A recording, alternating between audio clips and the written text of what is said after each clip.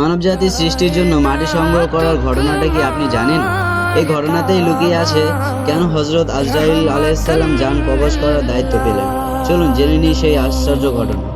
অতঃপর আল্লাহ তাআলা আদি মানব হযরত আদম আলাইহিস সালামের দেহ তৈরির জন্য দুনিয়ায় কতিপয় নির্দিষ্ট স্থান হইতে মাটি সংগ্রহ করার জন্য ফেরেশতা জিবরাইলকে নির্দেশ করিলেন। তিনি দুনিয়ায় আসিয়া যথাস্থানে গমন করল, মৃত্তিকা লইবার জন্য জমিনে হাত রাখিলেন।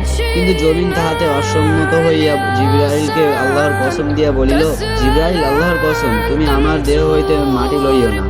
আল্লাহর কসম দিয়া নিষেধ করায় ফেরেশতা জিবরাইল মৃত্তিকা না লইয়া আল্লাহর কাছে ফিরিয়া আসিয়া বলিলেন, হে মাবুদ, আপনি আমাকে মৃত্তিকা আনিতে নির্দেশ করিয়াছেন, কিন্তু জমিন আপনার নামেরই কসম দিয়া নিষেধ করায় আমি মৃত্তিকা আনিতে পারিলাম না।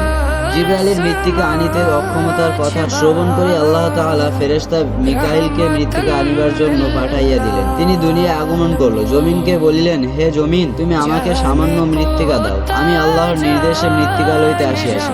মিকাইলের কথা শুনিয়া জমিন বলিল, হে মিকাইল, যে আল্লাহ তোমাকে মৃত্তিকা নেবার জন্য পাঠাইছেন, আমি তাহার কসম দিয়া বলিতেছি, তুমি মৃত্তিকা নিও না। বলা বাহুল্য, এইভাবে আল্লাহর কসম দিয়া নিষেধ করায় ফেরেশতা মিকাইলও মৃত্তিকা না লইয়া আল্লাহর দরবারে ফিরিয়া নিজের অক্ষমতার কথা বলিলেন। অতঃপর আল্লাহ তাআলা এই কাজের জন্য ফেরেশতা ইসরাফিলকে নিয়োগ করিলেন, কিন্তু একই কারণে তিনিও বিফল হইয়া ফিরিয়া আসিলেন। অবশেষে আল্লাহ তাআলা এই কাজের জন্য মহাপরাক্রমশালী ফেরেশতা আজরাইলকে প্রেরণ করিলেন। আজরাইল দুনিয়াতে আসিয়া যথাস্থানে উপস্থিত হইয়া জমিনের দেহে হাত মারিয়া মৃত্তিকা লইতে গেলেন। অমনি জমিন অত্যন্ত করুণভাবে বলিল, আমি তোমাকে আল্লাহর কসম দিয়া বলিতেছি, তুমি আমার দেহ হইতে মৃত্তিকা লইও না। কিন্তু কঠিন হৃদয় ফেরেশতা আজরাইল জমিনের কথায় কর্ণপাত না করিয়া বলিলেন, জমিন, তুমি যে আল্লাহর কসম প্রদান করিতেছ, সে আল্লাহ তাআলাই আমাকে মৃত্তিকা নেবার জন্য প্রেরণ করিয়াছেন।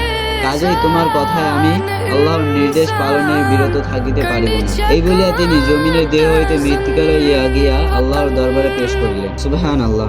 আল্লাহর আদেশ মানা সবচেয়ে বড় বিষয়। আল্লাহ আমাদের সবাইকে বোঝার তৌফিক দান করুন, আমিন। আমরা দ্বিতীয় পর্বে জানবো আজরাইলের যোগ্যতার প্রতিদান।